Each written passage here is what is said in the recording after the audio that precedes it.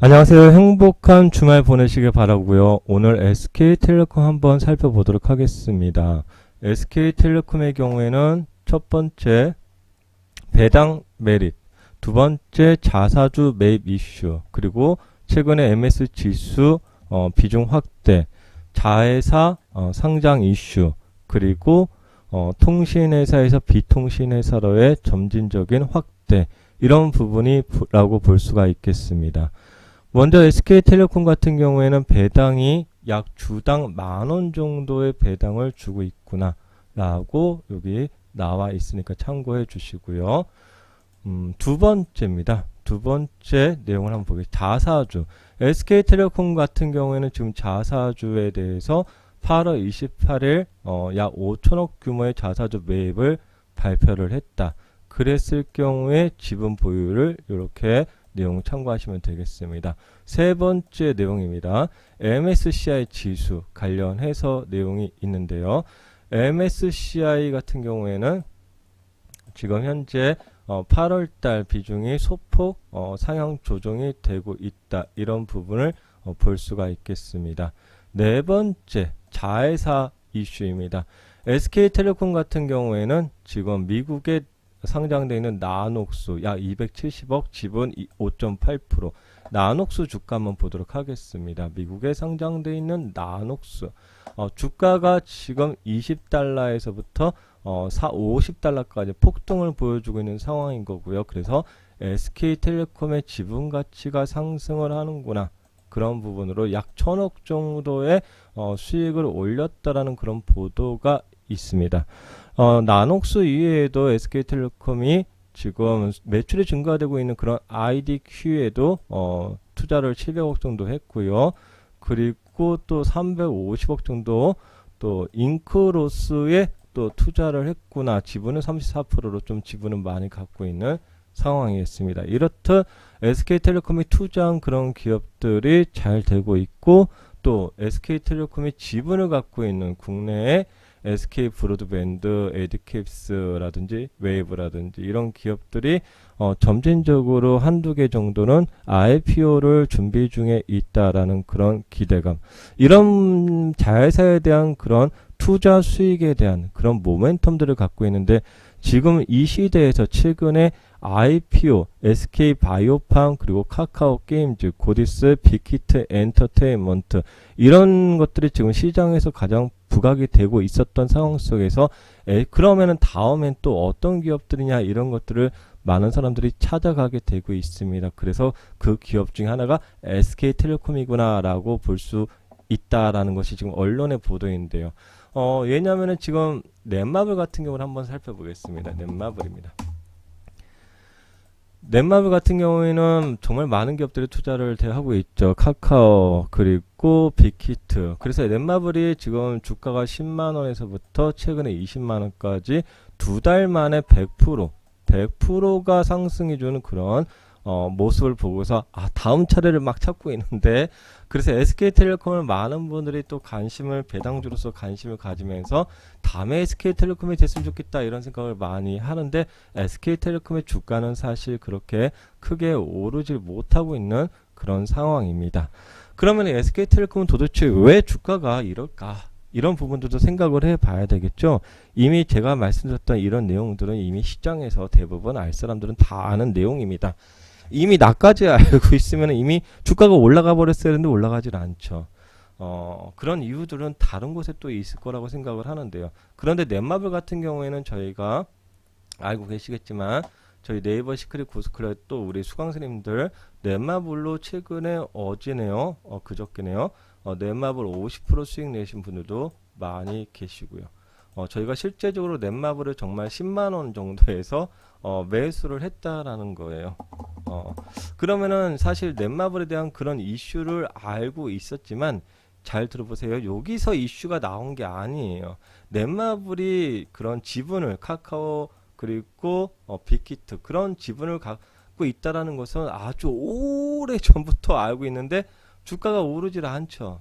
그러다가 어떤 시점이 되니까 주가가 탄력성을 갖고 움직인단 말이죠. 그렇죠? 1파, 2파, 3파 이렇게 올라간단 말이에요. 그리고 전고점까지 딱 올라가졌죠. 전고점까지 딱 올라가주면서 100%가 넘게 상승을 해준 거거든요. 그래서 이 SK텔레콤 같은 경우가 주가가 막 그런 이슈가 있다고 해서 지금부터 막 이렇게 올라가는 그런 거라고 보기는 어렵다라고 생각을 좀 하면서 크게 한번 보겠습니다. 제가 최근에 유튜브에다 올려드렸던 2000년도부터 현재까지 연속 흑자를 가진 대단한 기업들 여기서 한번 보시면 아실 겁니다. 여기 내용을 꼭 한번 봐주십시오. 그렇게 흑자를 내는데 주가가 과연 어떻게 되었을까? 뭐 기업마다 완전 다르다라는 걸 알 수 있겠고요. 그 중에 하나인 SK텔레콤의 주가 자체는 지금 이렇다라는 것을 우리가 인지를 하고 있는 것이겠죠. 이렇다라면 이렇다라는 말씀입니다. 한번 보겠습니다. 그리고 유튜브 시청하실 때 제가 속도를 정상 속도보다 조금 느리게 말씀을 드릴 예정에 있으니까 유튜브 보실 때 1.5배라든지 1.25배 빠른 속도로 보시면 좀 좋으실 겁니다. 2000년부터 20년간 SK텔레콤은 오르질 않았어요. 여기가 어디 가격이냐면 약 30만원 그리고 15만원 요 공간 안에서 움직이는 거예요. 물론 오르지 않았다 말하기는 어려워요. 낮게 사시면은 수익이 100%도 납니다. 15만원에서 매수하면 100% 나죠. 그렇죠? 그러면은 15에서 30의 중간이 어디가 되겠습니까? 그렇죠? 약 20만원 여기 언저리 정도가 되겠죠. 23만원 정도가 되나요? 이 정도가 약 중심의 가격이라고 볼 수가 있겠습니다. 이렇게 온 SK텔레콤인데 우리 유튜브 구독자님들 연령층이 거의 45세에서 64세가 제일 많으세요. 아니 35세에서 64세 우리 유튜브 어제도 보여드렸지만 최근에 근데 SK텔레콤은요 이때도 보시면은 이런 밴드에 있다가 주가가 얼마예요? 2000포인트가 폭등 50만원까지 올라갔죠. 이 시기가 어떤 시기죠? 국내 IT 버블이 발생했던 그런 시기였습니다. IMF를 겪고 이 시대에 아마 기억이 나시는 우리 구독자님들 알고 계실 겁니다. 011 옛날 기억나십니까? 이 시대였습니다. 그리고서 IT 버블이 이제 끝나고서 많은 기업들이 사라졌지만 국내 최고의 기업 SK텔레콤은 여전히 살아남아 있는 이렇게 움직이고 최근에는 이제 이런 식으로 움직이고 있다. 그렇게 볼 수 있습니다. 그래서 이제 SK텔레콤 같은 경우는 첫 번째 아까도 말씀드렸지만 이런 구간에서는 배당으로 가져간다라는 거죠. 10,000원 정도의 만원이면은 몇 프로인지 계산이 빨리 나오실 거라 생각을 하고요. 그런데 이제 맨날 SK텔레콤 가지고 그렇게 투자하는 것도 나쁘지 않습니다. 아래쪽 부분 중심 23만원 정도에서 아래쪽 23만원에서 2000 요때부터 아래쪽에서 매수를 하시면 기다리면 또 올라가는 거예요. 근데 여기에서 위에서 매수를 하시면 기다리면 또 내려와. 그래서 돈은 벌 수 있으나 매수 시점들을 조율을 해야 되는 기업이구나. 이렇게 좀 판단을 합니다. 그런데 장기 투자하시는 분들의 경우에는 이런 케이스가 정말 안 좋은 거죠. 내가 매수를 해서 수익이 났는데 가만히 장기 투자하니까 다시 손실 가고 수익이 났다 손실 가고 수익이 났다 손실 가고 정말 안 좋은 장기 투자예요. 장기 투자는 우리 삼성전자처럼 올랐다 우상향을 그려줘야지 장기 투자가 좋은 거죠. 이거는 박스권 투자를 해야 됐던 것이라고 볼 수 있겠죠.